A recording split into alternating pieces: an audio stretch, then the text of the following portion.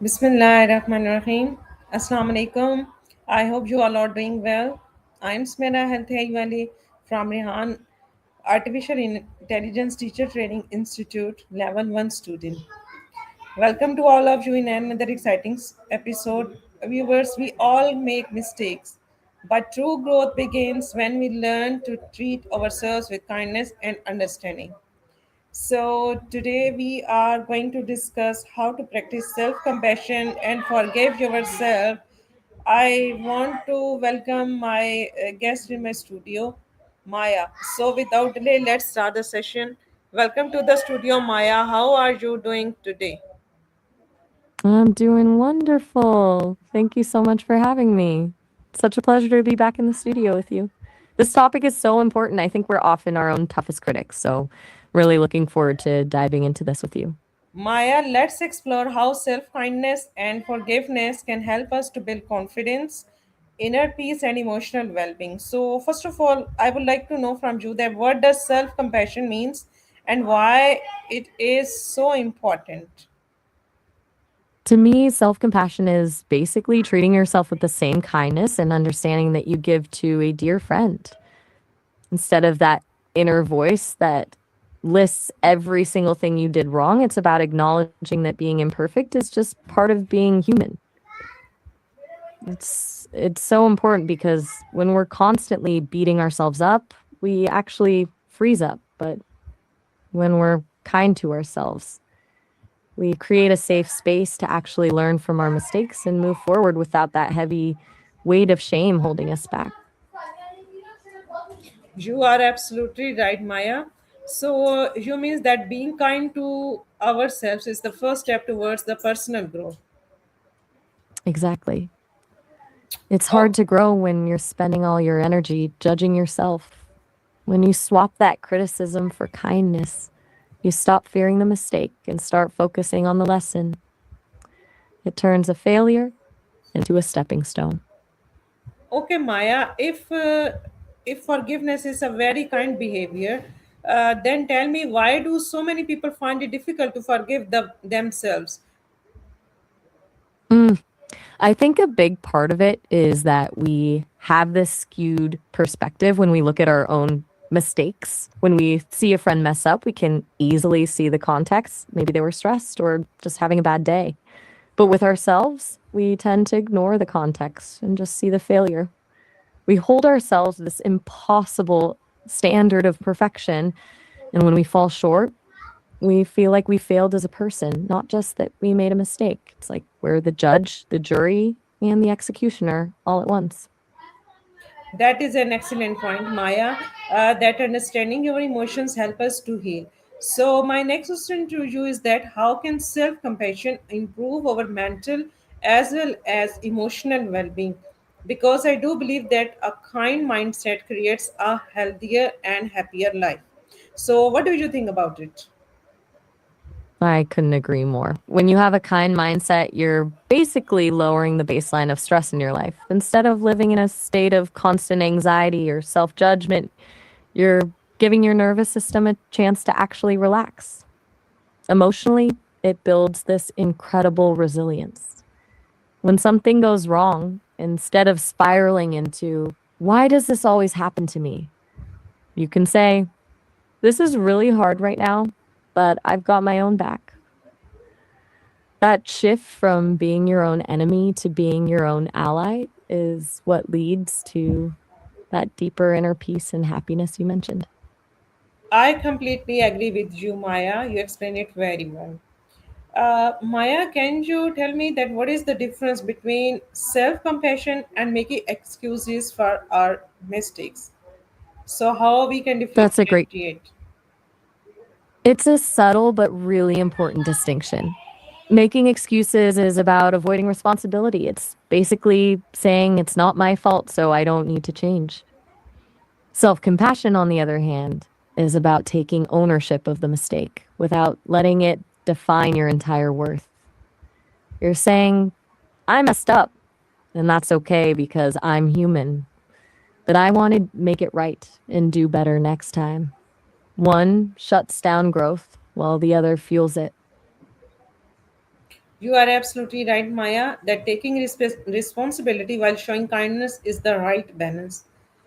Maya, my next question to you is that how can we stop negative self-talk and develop a more positive mindset?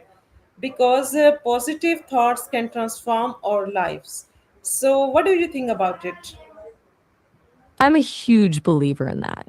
The trick is that you can't just switch off the negative voice overnight. It's usually been talking for years. The first step is actually just noticing it.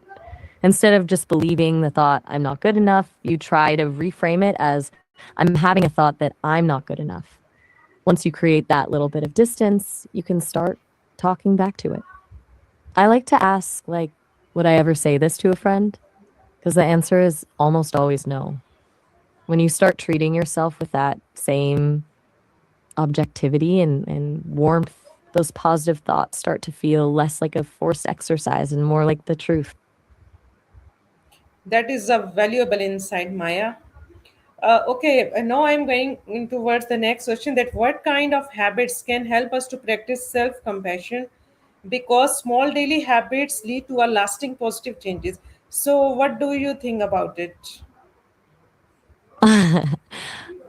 I love that perspective because it's the small wins that actually build the momentum. One of the best habits is starting a win list or a gratitude journal, but specifically for yourself. Instead of just listing things you're grateful for in the world, list things you're proud of that you did that day, even if it's just, I stayed patient when I was stressed.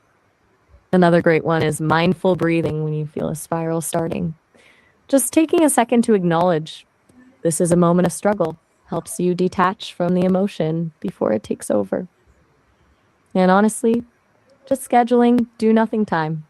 Giving yourself permission to rest without feeling guilty is a huge act of self compassion in a world that expects us to be productive every second. That is an excellent explanation given by you, Maya. Viewers, I do believe that every mistake is an opportunity to grow and improve. So, I am going towards my next question. How can we learn from our mistakes without constantly blaming ourselves? So, what is your point of view about it, Maya? I think the key is to separate your actions from your identity. When we blame ourselves, we're saying, I am a failure. But when we learn, we're saying, I failed at this specific thing. It's a huge difference. One is a dead end, and the other is a map. I find it helpful to play the role of a curious detective instead of asking, how could I be so stupid? Ask, what exactly happened here that led to this result? When you shift from judgment to curiosity, you can actually spot the pattern and fix it without the emotional burnout. That is the great explanation given by you, Maya. Thank you so much. Maya, my next question to you is about the gratitude. What do you think? Gratitude play any role in developing self-compassion or not? If yes, then how? Oh, it plays a massive role. I think of gratitude as the antidote to that critical inner voice. When we're stuck in self blame, we're basically wearing blinders. We only see the gaps, the flaws, and the things we missed. Gratitude just pulls those blinders off.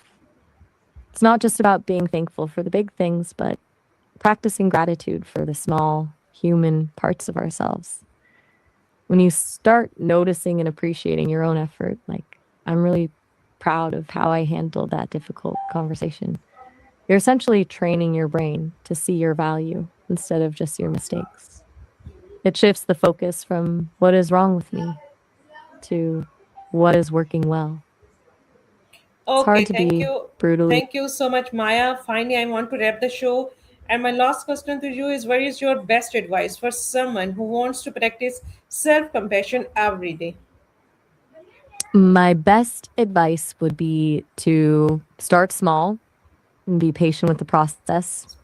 Remember that you've spent years being your own toughest critic, so you won't become your own best friend overnight. Just try to catch yourself the next time you're being harsh and ask, would I say this to someone I love? If the answer is no, just try to soften the tone. Be gentle with yourself while you learn how to be gentle with yourself. It's a practice, not a destination. Thank you so much, Maya, for joining us today and shared a truly inspiring advice for everyone. It was absolutely my pleasure. Thank you for having me and for leading such a beautiful conversation. I really enjoyed it. Thank you. And thank you, all the viewers who are joining us today in our show. So remember that everyone makes mistakes, but those mistakes do not define who are you. Be kind to yourself, learn from every experience, and keep moving forward with confidence and hope. That's for all for today's session. See you in the next session soon. Till then, take very good care of yourself. Be healthy, keep learning, and make sure every minute count. Allah Hafiz. Allah Hafiz. That was such a